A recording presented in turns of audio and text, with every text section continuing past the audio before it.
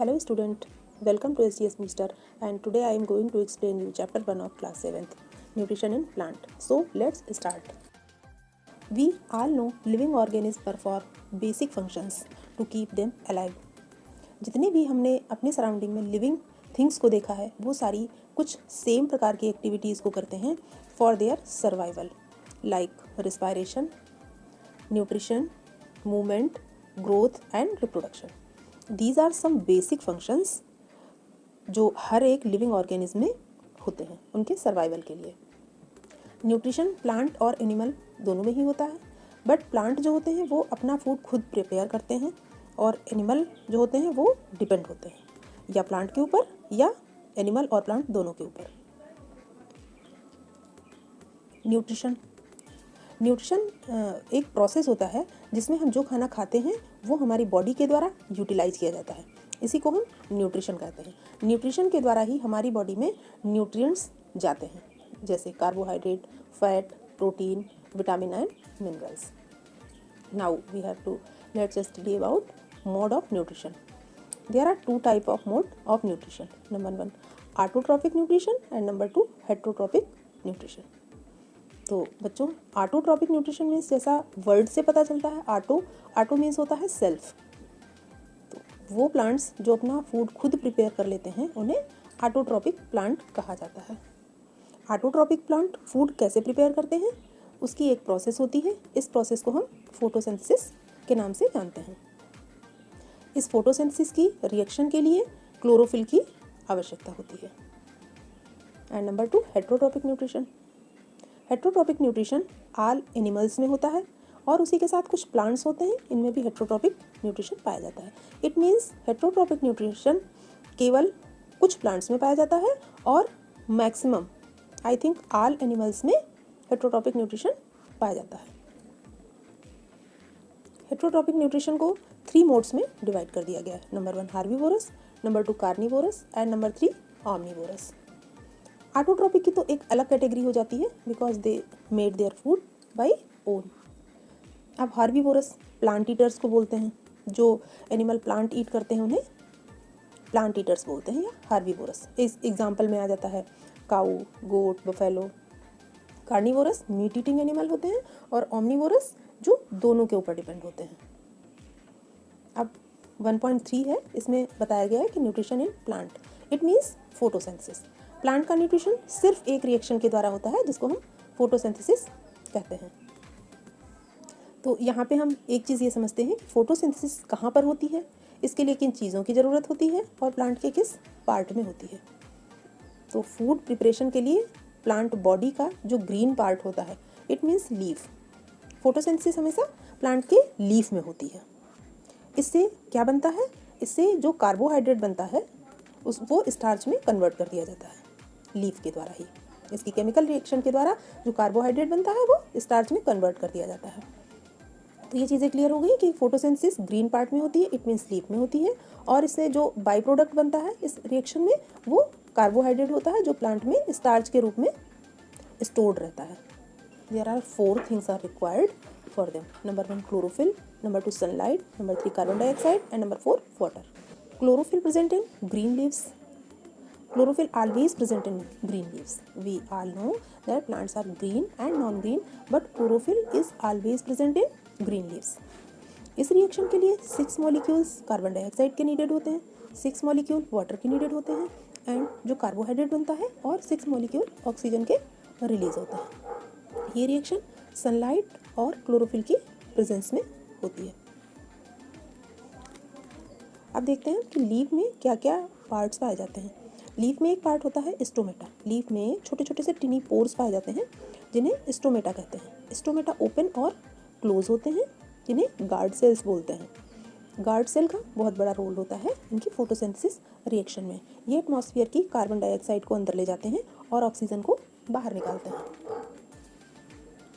बच्चों, हमने देखा है कि डेजर्ट में कुछ प्लांट्स होते हैं जिनकी लीव्स स्पाइन में कन्वर्ट हो जाती हैं. उसका रीज़न ये होता है कि लीव्स के द्वारा वाटर लूज़ होता है. प्लांट का वाटर लूज़ होता है लीव्स के द्वारा. ये जो स्मॉल ओपनिंग होती है स्टोमेटा के द्वारा प्लांट के अंदर का जो वाटर होता है जो रूट्स एब्जॉर्ब करती हैं वो प्लांट की लीफ के द्वारा बाहर निकलता है. इस प्रोसेस को हम ट्रांसपिरेशन कहते हैं। और डेजर्ट में पानी की मात्रा बहुत कम होती है, इसलिए लीव्स जो होती हैं वो स्पाइन में कन्वर्ट हो जाती है और इसका स्टेम जो होता है वो ग्रीन हो जाता है और इसमें स्टोमेटा पाया जाता है। उसी स्टोमेटा के द्वारा इसमें फोटोसिंथेसिस की रिएक्शन होती है और उसी से इसका फूड प्रिपेयर होता है प्लांट के लिए।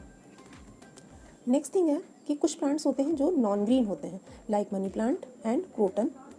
इन प्लांट्स को हम कहते हैं वेजिटेटेड लीफ। इनमें अगर हम प्रयोग करके देखते हैं, एक्सपेरिमेंट करके हम देखते हैं कि क्लोरोफिल कहाँ बन रहा है, तो इन लीव्स में क्लोरोफिल केवल ग्रीन पार्ट में ही बनता है और इसका जो नॉन ग्रीन प्लांट होता है उसमें क्लोरोफिल नहीं बनता है। अब मैंने इतनी चीज़ें यहाँ पर समझनी है। अब देखते हैं इसमें फोटोसिंथेसिस की इंपॉर्टेंस क्या होती है। तो फोटोसिंथेसिस एक बहुत ही इंपॉर्टेंट प्रोसेस है हमारे एनवायरनमेंट को हेल्दी रखने के लिए, हमारी लिविंग थिंग्स को सपोर्ट करने के लिए, क्योंकि इस रिएक्शन में ऑक्सीजन रिलीज़ होती है। फोटोसिंथेसिस के प्रोसेस में ऑक्सीजन का रिलीज़ होता है, फूड प्रिपेयर होता है और बैलेंस बना रहता है, एनवायरनमेंट का बैलेंस बना रहता है। जैसा कि हमने इस डायग्राम में देखा 1.9 डायग्राम में, इसमें एक ट्री है, इसमें फोटोसिंथेसिस की रिएक्शन हुई, ऑक्सीजन रिलीज़ हुई और एनिमल्स जो हैं उन्होंने ऑक्सीजन को यूटिलाइज़ किया रिस्पायरेशन के लिए, और जो रिस्पायरेशन के थ्रू कार्बन डाइऑक्साइड निकलती है वो प्लांट अगेन एब्जॉर्ब कर लेते हैं। So it is very important process because without oxygen we can't survive.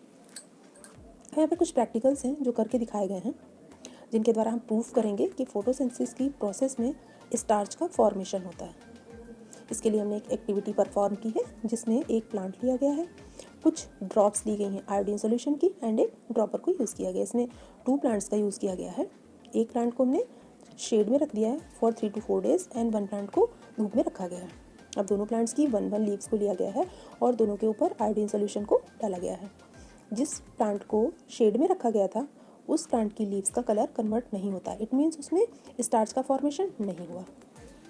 तो इस एक्सपेरिमेंट से प्रूफ होता है कि सनलाइट की प्रेजेंस में फोटोसिंथेसिस की रिएक्शन के द्वारा स्टार्च का फॉर्मेशन होता है। हेटेरोट्रॉपिक न्यूट्रिशन इन प्लांट्स में भी हेटेरोट्रॉपिक न्यूट्रिशन होता है। जिन प्लांट्स में हेटेरोट्रॉपिक न्यूट्रिशन होता है उनको 4 कैटेगरी में बांट दिया गया है: parasite, saprophytic plant, insectivorous plant and carnivorous plant. ये 4 प्लांट होते हैं, इनमें क्लोरोफिल नहीं पाया जाता है, मोस्टली इनमें क्लोरोफिल नहीं पाया जाता है, इसीलिए अपना फूड प्रिपेयर नहीं कर पाते हैं और ये दूसरों के ऊपर डिपेंड रहते हैं। Number 1 parasitic plant. ये नॉन ग्रीन प्लांट होते हैं और ये किसी प्लांट के ऊपर ग्रो करते हैं। जिस प्लांट के ऊपर ग्रो करते हैं उसे होस्ट प्लांट बोलते हैं। ये उसी प्लांट से अपना न्यूट्रिशन लेते हैं और उसी के ऊपर ग्रो करते हैं। एक स्पेशल पार्ट इनमें डेवलप हो जाता है जिसे हॉस्टोरियम बोलते हैं। हॉस्टोरिया के द्वारा ही ये गेस्ट प्लांट से न्यूट्रिशन लेता है और उसी के ऊपर शेड होता है। इसका बहुत ही अच्छा एग्जाम्पल है cuscuta. And next is saprophytic plant. Saprophytic plant ये डेड एंड डिकेइंग मैटर के ऊपर ग्रो करते हैं। मोस्टली ये रेनी सीजन में देखे जाते हैं। इन प्लांट्स में भी क्लोरोफिल नहीं पाया जाता है, इनमें फोटोसिंथेसिस नहीं होती है और ये डेड एंड डिकेइंग मैटर के ऊपर रेनी सीजन में पाए जाते हैं। ये जिस मटेरियल के ऊपर ग्रो करते हैं वहाँ पर एक एंजाइम रिलीज़ करते हैं और वो enzyme dead and decaying matter के न्यूट्रिशन को एब्जॉर्ब करने में हेल्प करता है। इसका एग्जांपल सैप्रोफाइटिक के एग्जांपल में आता है mushroom. Mushroom is example of saprophytic plant. Next is insectivorous plant और कार्निवोरस प्लांट। कुछ प्लांट्स की वैरायटी होती है जो एनिमल ईटिंग होती है। ये प्लांट ग्रीन होते हैं, इनमें फोटोसिंथेसिस भी पाई जाती है, कम मात्रा में इसमें फोटोसिंथेसिस पाई जाती है। ये एक यहाँ पे पिचर प्लांट का एग्जांपल दिया गया है। ये लीफ का ही मॉडिफाइड रूप है।